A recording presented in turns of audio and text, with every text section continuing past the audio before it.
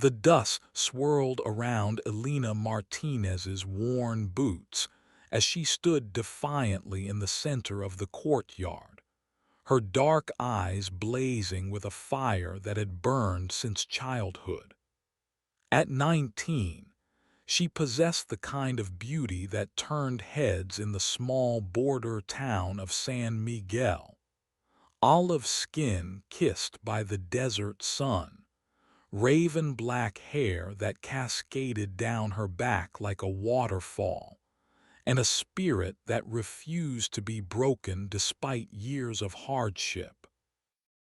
Her father, Roberto Martinez, paced back and forth like a caged animal, his weathered hands clenched into fists. The lines on his face seemed deeper today, carved by worry and desperation.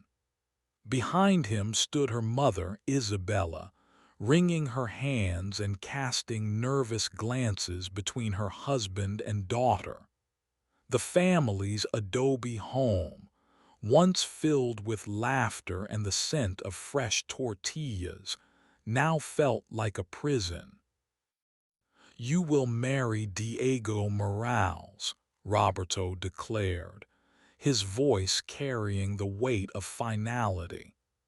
"The arrangement has been made. His family has agreed to pay off our debts, and you will become his wife within the month." Elena's chin lifted higher, a gesture of defiance that had become as natural as breathing. "I will not marry that man, Papa. He is cruel and twice my age. I've seen how he treats his horses, how he speaks to the servants.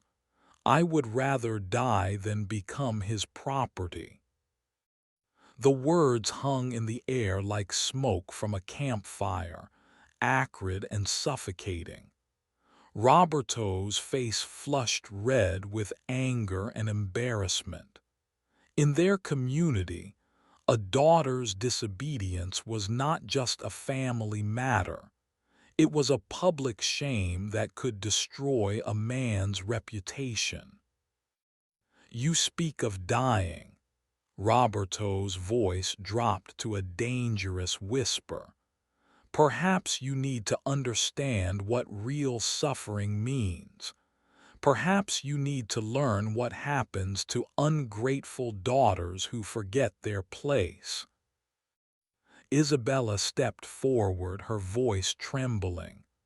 "Roberto, please. She is young. She doesn't understand."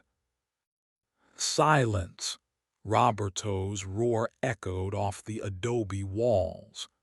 "She understands perfectly. She chooses to defy me, to bring shame upon our family name. The Morales family has been patient, but their patience has limits. Diego has been generous in his offer, more generous than we deserve." Elena knew the truth behind her father's desperation. The drought had lasted 3 years, destroying their crops and killing their livestock. The small farm that had sustained their family for generations was now little more than cracked earth and broken dreams.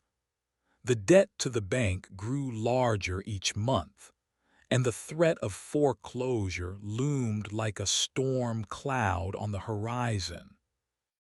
But even knowing all this, even understanding her father's impossible position, she could not, would not, sacrifice herself to Diego Morales.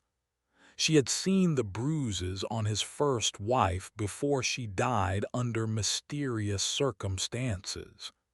She had witnessed his violent temper when he drank, which was most evenings. The very thought of his hands on her made her skin crawl. "I have tried to be understanding," Elena said, her voice steady despite the fear beginning to creep into her heart. "I have worked from dawn to dusk to help this family. I have sacrificed my education, my dreams, everything, but I will not sacrifice my soul to that monster." Roberto's eyes flashed with something Elena had never seen before. Not just anger, but a cold, calculating cruelty that made her blood run cold. "You think you have sacrificed. You know nothing of sacrifice, ungrateful child, but you will learn." He turned to his two sons, Elena's older brothers, Miguel and Carlos. Both men shifted uncomfortably, their faces pale with the understanding of what their father was asking. Miguel, the eldest at 25, had always been protective of his sister. Carlos, just 2 years older than Elena, had been her closest companion growing up.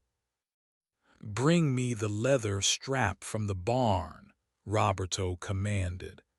"If my daughter wishes to act like a wild horse, then she will be broken like one." The color drained from Isabella's face. "Roberto, no, please, there must be another way. She is our daughter, not an animal." "She ceased to be my daughter the moment she chose her selfish desires over her family's survival," Roberto replied coldly. "Miguel, Carlos, you heard me. Fetch the strap." The brothers exchanged desperate glances. Miguel cleared his throat nervously. "Papa, perhaps we could speak with Diego again, negotiate better terms." "The time for negotiation has passed." Roberto's voice cracked like thunder. "Our neighbors already whisper about our inability to control our own daughter. Do you want them to think we are weak? Do you want them to believe the Martinez family has no honor?"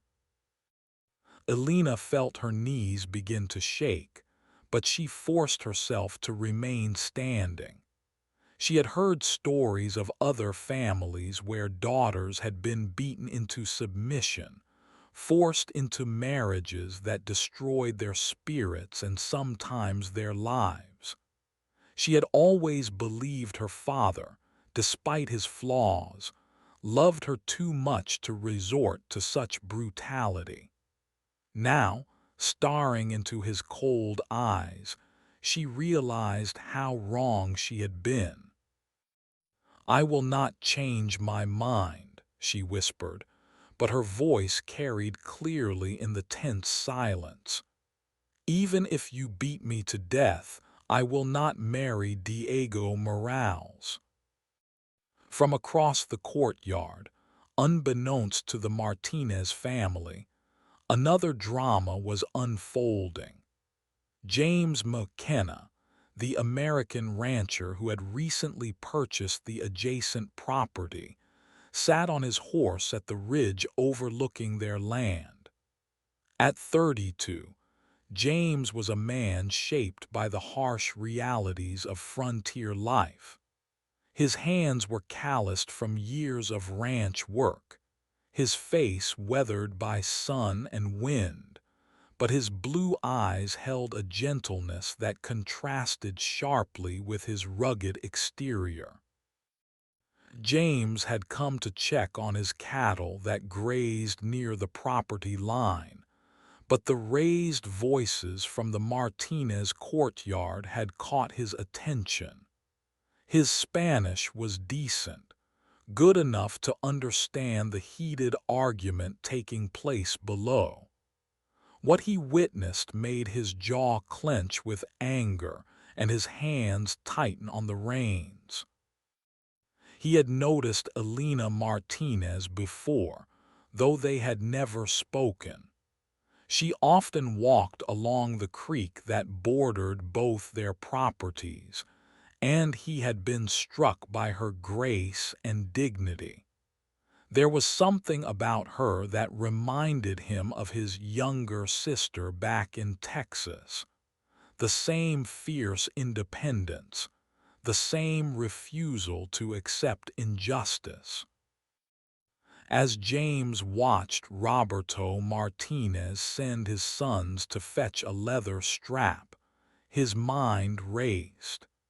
He understood the cultural differences, the traditional ways that still held sway in this remote corner of the territory. But understanding did not mean accepting, and what he was about to witness went against every principle he held dear. Miguel returned first, his face ashen as he carried the thick leather strap used for breaking horses. The tool was designed to cause pain without permanent damage, to break the spirit while leaving the body capable of work. In the hands of an angry father, it would become an instrument of torture. "Bind her hands," Roberto ordered, his voice devoid of emotion. Elena's composure finally cracked. "Papa, please, I am your daughter. I have loved you and honored you my entire life. Do not do this thing. Do not destroy what love remains between us." But Roberto had already moved beyond love, beyond family bonds, into the realm of desperate survival. In his mind, Elena's defiance threatened not just his authority but the very existence of his family. The debt collectors would come soon, and without Diego's money, they would lose everything. Carlos approached his sister with tears in his eyes. "Forgive me," he whispered as he gently took her wrists. Elena did not resist.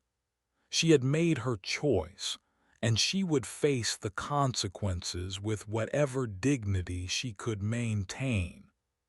But as her brother began to tie her hands to the wooden post in the center of the courtyard, she caught sight of a figure on horseback silhouetted against the sky.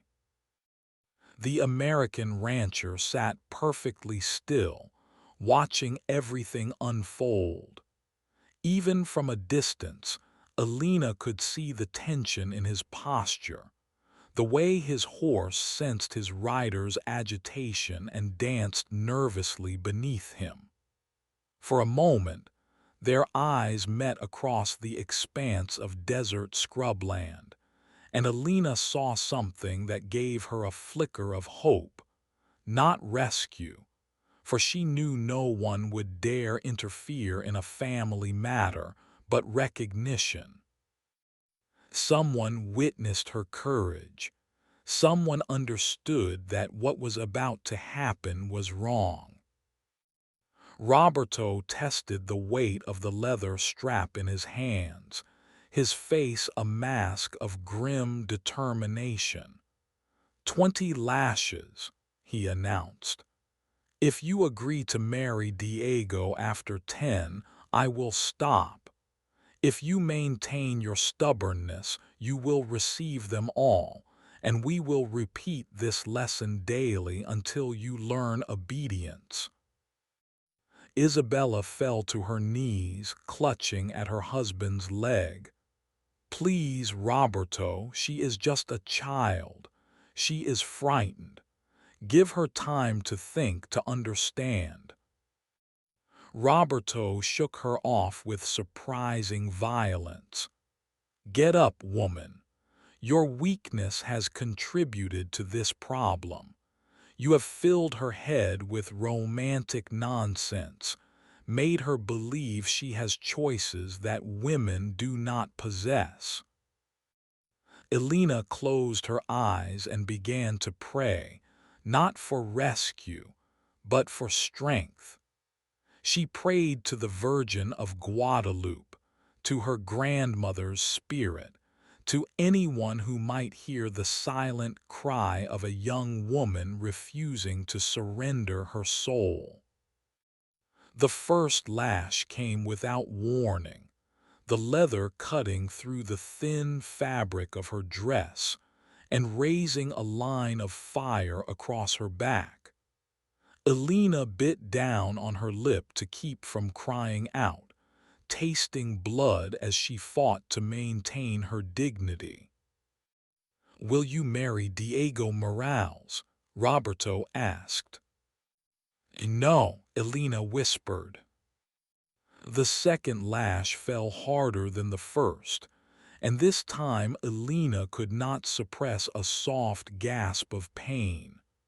But still, she did not cry out, did not beg, did not break. On the ridge, James McKenna's horse danced nervously beneath him as his rider's agitation grew. His hands moved unconsciously to the rifle secured to his saddle, then fell away. He had no legal right to interfere, no standing in this community. But every fiber of his being screamed against the injustice unfolding before him. The third lash, the fourth, the fifth, each one drew a thin line of blood, each one tested Elena's resolve. By the seventh lash, Isabella was sobbing openly, begging her husband to stop. Miguel and Carlos stood like statues, their faces carved from stone, unable to watch but unwilling to abandon their sister. "Will you marry Diego Morales?" Roberto asked again, breathing heavily from the exertion. Elena's voice was weaker now, strained with pain, but her answer remained unchanged. "No." James McKenna had seen enough. His horse responded to the subtle pressure of his knees, beginning the descent toward the Martinez property.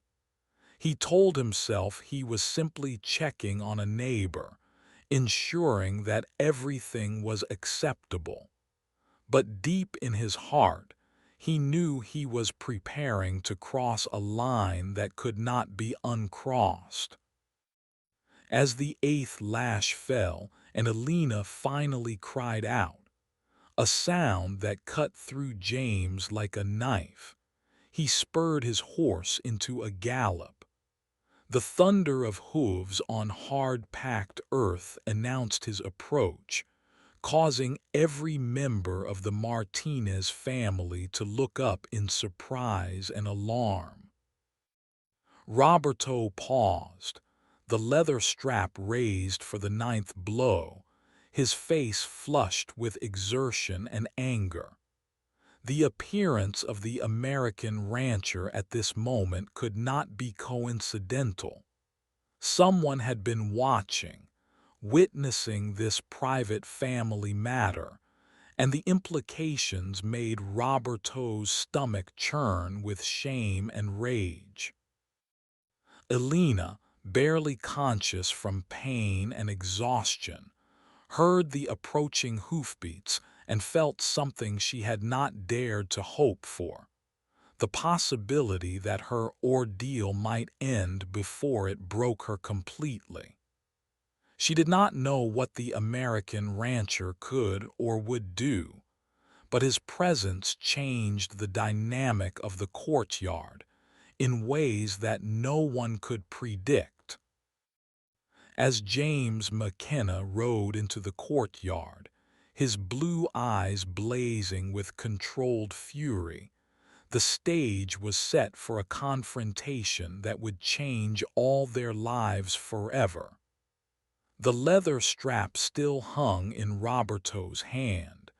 Elena still hung bound to the post, and the ninth lash, the one that might finally break her spirit, remained undelivered. The dust settled around his horse's hooves as James dismounted with fluid grace, his spurs jingling softly in the sudden silence. He was a tall man, broad-shouldered and lean, with the kind of presence that commanded attention without demanding it. His clothes were simple but well-made, leather chaps over denim, a cotton shirt open at the collar, and a hat that had seen years of honest work under the desert sun. Roberto Martinez straightened slowly, the leather strap still clutched in his right hand. The appearance of the American at this critical moment felt like divine intervention or terrible timing, depending on one's perspective. Roberto's face burned with shame and anger, shame at being caught in such a moment, anger at the interference in what he considered a private family matter. "Senor McKenna," Roberto said stiffly, attempting to maintain his dignity despite the compromising situation. "This is not a good time for a visit. We are dealing with a family matter." James' eyes moved deliberately from Roberto to Elena, taking in her torn dress, the lines of blood seeping through the fabric, her slumped posture against the wooden post. His jaw clenched so tightly that the muscles stood out like cords beneath his sun-weathered skin. "I can see that," James replied in Spanish, his accent thick but his words clear. "I was checking my cattle near the property line when I heard the commotion. Thought there might be trouble with bandits or rustlers." The lie was transparent, but it provided everyone with a face-saving explanation for his presence. Roberto nodded curtly, recognizing the diplomatic fiction for what it was. "As you can see, there are no bandits here," Roberto said. "Only a father trying to teach his daughter proper respect and obedience. I am sure you understand, being a man of the world." Elena raised her head with tremendous effort, her dark eyes meeting James' blue ones across the courtyard. She saw something there that made her heart race, not pity, which would have been unbearable, but recognition of her humanity, her right to dignity regardless of cultural customs. "I understand many things," James said carefully, dismounting and walking his horse closer to the group. "I understand that survival in this harsh land requires sacrifices from everyone. I understand that families must sometimes make difficult decisions." Roberto relaxed slightly, interpreting James' words as sympathy for his position. "Exactly. You see clearly, Senor McKenna. This girl has forgotten her duty to her family. She refuses a marriage that would save us all from ruin." James nodded thoughtfully, his eyes never leaving Elena's face. He could see the strength there, the unbroken spirit despite the physical pain. It reminded him powerfully of his sister Sarah, who had died defending their family farm against raiders 5 years earlier. Sarah had possessed the same fierce independence, the same refusal to surrender her principles regardless of the cost. "Marriage is indeed a serious matter," James agreed. "Tell me about this man she is to marry, Is he a good man? Will he treat her well? The question caught Roberto off guard. In his world, a woman's happiness in marriage was secondary to family obligations and financial arrangements. The idea that Alina's potential suffering might be relevant to the discussion was foreign to his thinking. Diego Morales is a successful man, Roberto said defensively. He owns much land, many cattle. He can provide for her better than we ever could. That's not what I asked, James said quietly, but with unmistakable steel in his voice. I asked if he is a good man. Will he treat her with kindness and respect? Isabella, who had been silent throughout the exchange, suddenly found her voice. Senor McKenna, she said desperately, Diego is. He is a hard man. His first wife, she died very young. There were rumors. Roberto whirled on his wife with fury. Silence. You have no right to spread gossip about our future son-in-law. Diego explained about his wife. She was sickly, weak. Alina is strong. She will survive what his first wife could not. The casual acceptance of potential abuse made James' blood run cold. He had known men like Diego Morales, men who used their strength and position to dominate those weaker than themselves. The thought of Alina, brave, defiant Alina, falling into such hands made him feel physically ill. I see, James said, his voice deceptively calm. And Alina objects to this marriage. She is young and foolish, Roberto said, raising the leather strap slightly. She has been filled with romantic nonsense by her mother and believes she has the luxury of choice. I am teaching her that such luxuries do not exist for our kind of people. Alina summoned the last of her strength to speak. I object because I will not be cattle to be sold, she said, her voice hoarse but clear. I object because I have seen what Diego Morales does to those who cannot fight back. I would rather die here in my father's courtyard than live as his victim.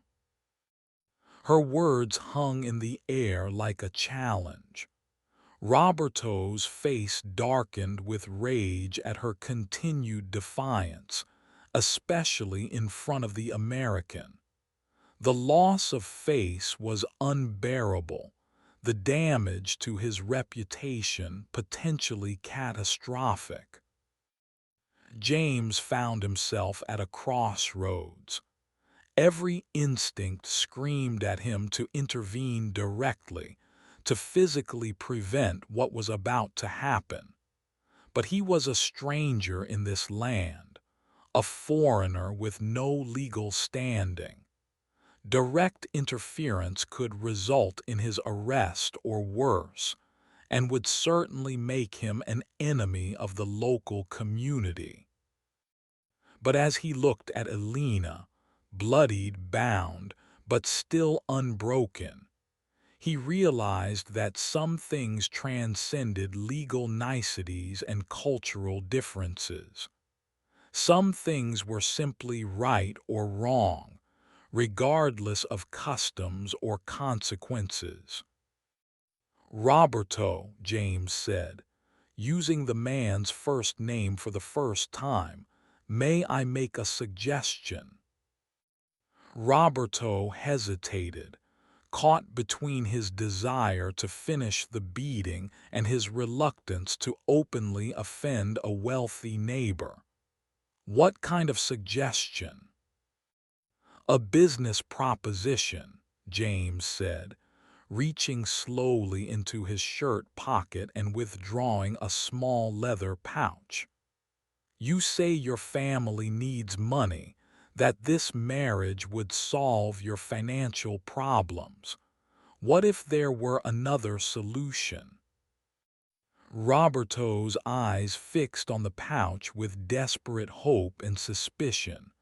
What kind of solution? James hefted the pouch, letting the sound of coins speak for him. I need workers on my ranch. Good workers are hard to find out here. Your daughter appears to be strong and intelligent. I would be willing to pay good wages for honest work. You want to hire Elena? Roberto asked, confusion replacing anger on his weathered features. I want to offer her a choice, James said carefully. She could work for me, earn her own money, help pay your family's debts without sacrificing herself to a man who might harm her. It would be honest work, cooking, cleaning, helping with the ranch accounts. Nothing improper. The suggestion was radical, almost unthinkable in their traditional society. Unmarried women did not leave their families to work for strange men, especially foreign men. The scandal would be enormous, the gossip endless. But Roberto was a desperate man, and desperate men sometimes grasped at unexpected salvation. How much money? He asked bluntly. James named a sum that made Roberto's eyes widen. It was more than Diego had offered, enough to pay off the most pressing debts and keep the family afloat until the next harvest. There would be conditions, James continued. She would live in the main house, in the room I had prepared for my sister before she died. She would be treated with complete respect by myself and all my workers. And most importantly, she would be free to leave at any time if she chose to do so. Elena stared at James in amazement. No one had ever offered her choices before, certainly not a man she barely knew. The possibility of escape from both her father's brutality and Diego's cruelty seemed too good to be true. Roberto wrestled with the decision. The money was desperately needed, but the social implications were staggering. What would the neighbors think? What would Diego's family do when they learned the marriage was off? I need time to consider, Roberto said finally. I'm afraid time is something we don't have, James replied, nodding toward Elena's bloodied back. She needs medical attention now. Wounds like that can fester in this heat. I have medical supplies at my ranch, and my housekeeper has experience treating injuries. Isabella stepped forward boldly. Yes, she said, ignoring her husband's sharp look. Yes, she needs care. Roberto, look at what you have done to our daughter. Look at her. For the first time since the beating began, Roberto truly looked at Elena. He saw the blood soaking through her dress, the way she hung limply against the post, the pallor of her skin. In his rage and desperation, he had nearly killed his own child. The leather strap fell from his suddenly nerveless fingers. Untie her, he whispered to his sons. As Miguel and Carlos moved to free their sister, James stepped closer to Roberto. "I give you my word as a gentleman that your daughter will be safe in my care. She will be treated as if she were my own sister." Elena collapsed as soon as the ropes were cut, her legs unable to support her weight. James moved quickly, catching her before she could fall to the ground. For a moment, she was in his arms, her head against his chest, and he could feel the rapid flutter of her heartbeat, the warmth of her blood seeping through his shirt. "It's going to be all right," he murmured in English, then repeated it in Spanish. "You're safe now." Elena looked up at him through pain-hazed eyes and saw something she had never seen in a man's face before: genuine compassion without expectation of reward. "Why?" she whispered. "Why are you helping me?" James was quiet for a long moment, remembering his sister's face, remembering other injustices he had been too late or too weak to prevent. "Because it's the right thing to do," he said simply. As James carefully lifted Elena and carried her toward his horse, Roberto called out desperately, "The marriage contract with Diego. What am I to tell him?" James paused, Elena cradled in his arms. "Tell him she's not available," he said with quiet finality. "Tell him she belongs to no one but herself." The ride to James' ranch was a blur of pain and confusion for Elena. She drifted in and out of consciousness, vaguely aware of strong arms holding her steady in the saddle, of a gentle voice murmuring reassurances in accented Spanish. The sun beat down mercilessly, making her wounds burn like fire, but somehow she felt safer than she had in months. James' ranch house was larger than anything Elena had ever seen, built in the American style with wide porches and large windows designed to catch the slightest breeze. As they approached, a middle-aged Mexican woman hurried out, her face creased with concern. "Dios mío!" the woman exclaimed, crossing herself as she saw Elena's condition. "What has happened to this child?" "This is Maria, my housekeeper," James explained to Elena as he dismounted carefully, still supporting her weight. "She will take good care of you." Maria Sandoval had worked for James McKenna for 2 years, ever since he had purchased the ranch. She was a widow with grown children, a woman of strong faith and practical skills who had fled Mexico after her husband was killed in the ongoing revolution. James had hired her not just for her abilities, but because he respected her strength and dignity. "Bring her inside quickly," Maria ordered, leading the way to a ground-floor bedroom. "The wounds must be cleaned before infection sets in." The room was simple but clean, with whitewashed walls and a large window that looked out over the courtyard.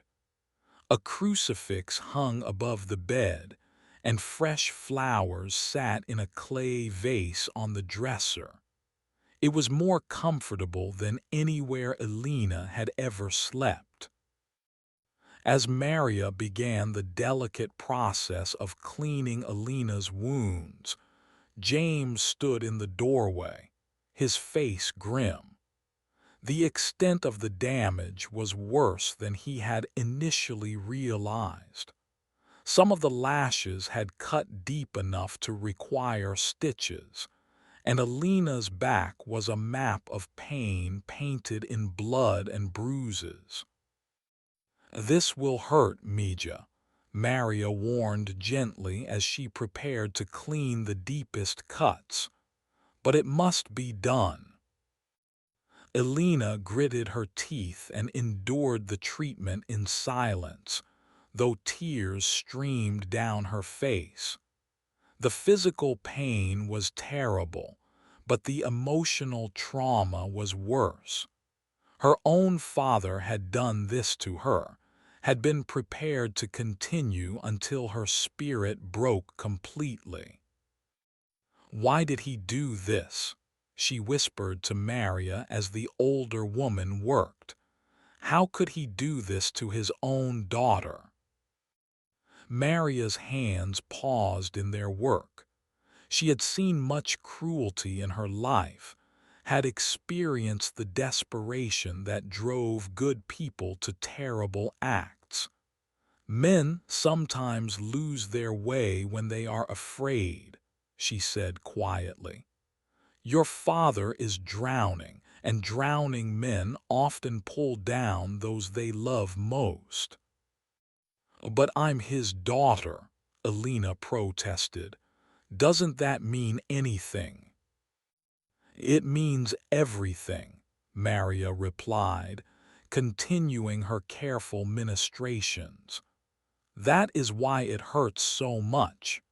The greatest betrayals come from those we trust most completely." James listened from the doorway, his heart aching for the young woman whose world had been shattered in a single afternoon.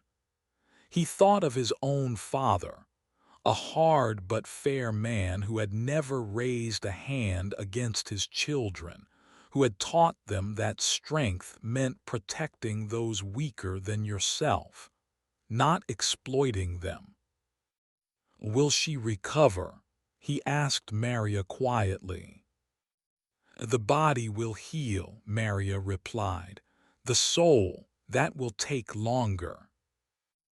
As evening fell, Alina drifted into an exhausted sleep, her body finally succumbing to the trauma of the day. James sat on the porch, smoking and thinking about the implications of what he had done. By interfering in the Martinez family affairs, he had made enemies. Diego Morales would not accept the loss of his intended bride quietly, and Roberto Martinez would resent the humiliation of having a foreign stranger witness his loss of control. But as James remembered Alina's courage, her refusal to break even under the most brutal pressure, he knew he would make the same choice again. Some things were worth fighting for, worth the risk of consequences. Alina Martinez's freedom was one of those things. Inside the house, Alina stirred restlessly, caught in dreams where leather straps became chains, where her father's face morphed into Diego Morales' cruel features, where escape remained forever just out of reach.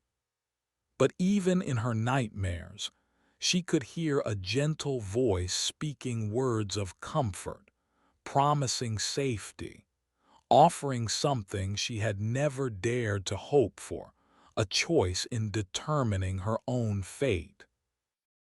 The moon rose over the desert, casting silver light across the courtyard where, hours earlier, a young woman had chosen dignity over submission, had chosen her soul's freedom over her body's safety. The price had been terrible, but the victory, the simple, profound victory of remaining true to herself, was worth every drop of blood she had shed. Tomorrow would bring new challenges, new threats, new decisions. But tonight, for the first time in months, Elena Martinez slept without fear, protected by a stranger's kindness and her own unbreakable spirit. The third day of Elena's recovery dawned with the harsh brightness that characterized the borderland desert. James McKenna rose before sunrise, as was his custom, and made his way quietly through the house to check on his unexpected guest. He found Maria already in the kitchen, preparing a special broth designed to help Elena regain her strength.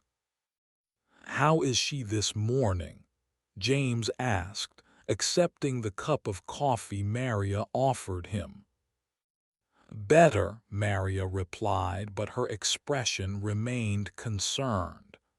"The wounds are clean, no sign of infection, but she barely speaks, barely eats. The healing of the body is only the beginning." James nodded grimly.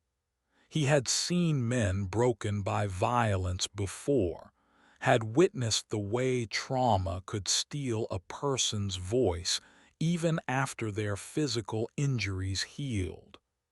The fact that Elena's own father had inflicted this damage made it infinitely worse. "There's something else," Maria continued, lowering her voice. "Yesterday evening, while she slept, I heard riders approaching. I looked out and saw Diego Morales with several of his men.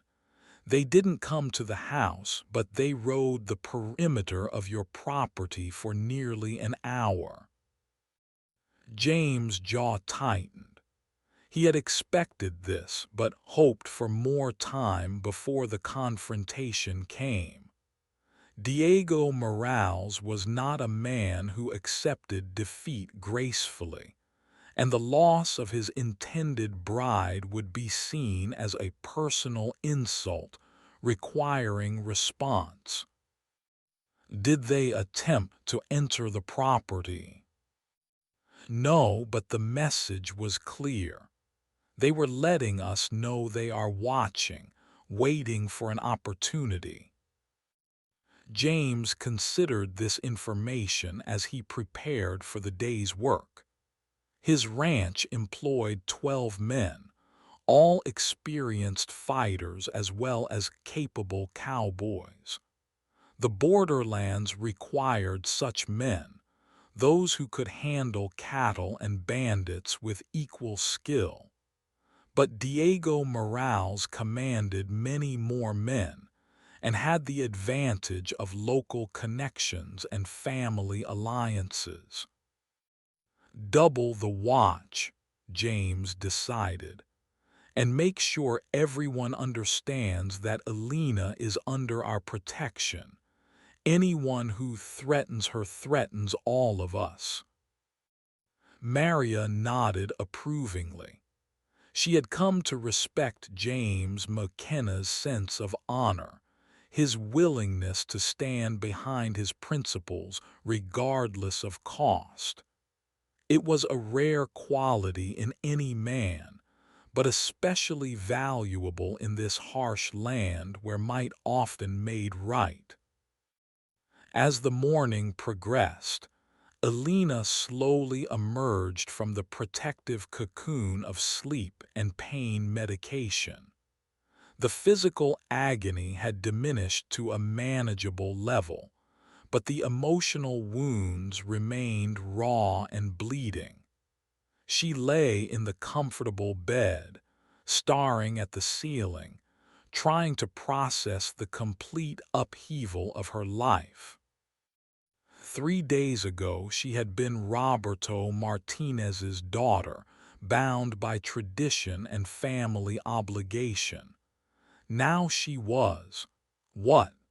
A refugee, a servant, a charity case taken in by a foreign stranger. The uncertainty was almost as frightening as the beating had been. A soft knock at the door interrupted her brooding. "Come in," she called weakly. James entered carrying a breakfast tray, his movements careful and respectful. He had changed clothes since their first meeting. Gone were the dusty work clothes, replaced by clean trousers and a white shirt that emphasized his broad shoulders and lean build. His hair was damp from washing, and Alina caught the scent of soap and leather that seemed to follow him everywhere. "Maria thought you might be ready for some real food," he said, setting the tray on the bedside table.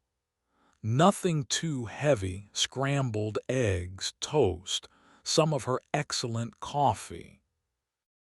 Alina struggled to sit up, wincing as the movement pulled at her healing wounds. James moved instinctively to help her, then stopped himself, recognizing that she needed to maintain some control over her own body after having it violated so brutally. "Thank you," Alina said formally, her voice still hoarse from screaming during the beating. "You have been very kind to me, Senor McKenna, kinder than I deserve." James pulled up a chair beside the bed, his blue eyes serious. "You deserve kindness, Alina. You deserve respect and dignity and the right to make choices about your own life. Don't let anyone, including yourself, convince you otherwise." Alina stared at him in amazement.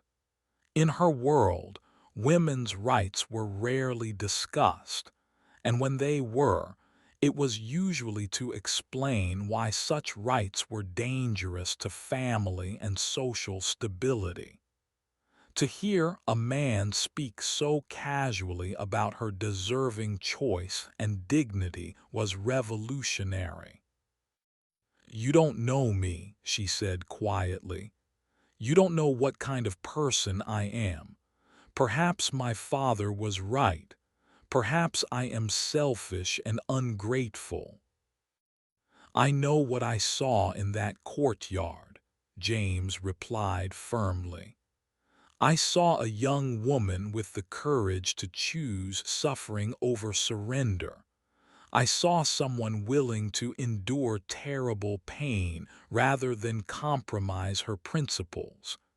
That tells me everything I need to know about your character." Alina felt tears prick her eyes. For days she had been tormented by doubt, wondering if she had made the right choice, if her stubbornness had been worth the agony it caused. To hear someone validate her decision, to have her courage recognized rather than condemned, was overwhelming. "But what happens now?" she asked. "I cannot return to my family. Even if my father would take me back, Diego Morales will not simply forget about the marriage contract. He has already paid part of the bride price." James had been thinking about this problem since Alina's arrival. The situation was complicated by law, custom, and the dangerous politics of the borderlands. Diego Morales was not just a wealthy rancher. He was connected to powerful families on both sides of the border, men who settled disputes with bullets rather than lawyers. "For now, you stay here and heal," James said. "When you're strong enough, we'll discuss your options. I meant what I told your father, There's honest work here if you want it, but the choice will be entirely yours. And if Diego comes for me, James' expression hardened, and for a moment Alina saw the steel beneath his gentle exterior. Diego Morales will find that taking something from my property is more difficult than he might expect. Elena felt a shiver that was part fear, part excitement. The idea that someone was willing to fight for her, to risk danger in her defense, was intoxicating. But it also terrified her. She had already caused so much trouble, so much pain. The thought of James being hurt because of her was unbearable. "Perhaps it would be better if I left," she suggested tentatively. "I could go to the city, find work there. You have done so much already." "You're not going anywhere until you're completely healed," James interrupted with gentle firmness. "And when you are ready to make decisions about your future, you'll make them based on what you want, not on fear of what others might do." The conversation was interrupted by the sound of horses approaching at speed. James rose quickly, moving to the window and parting the curtains slightly. What he saw made his blood run cold.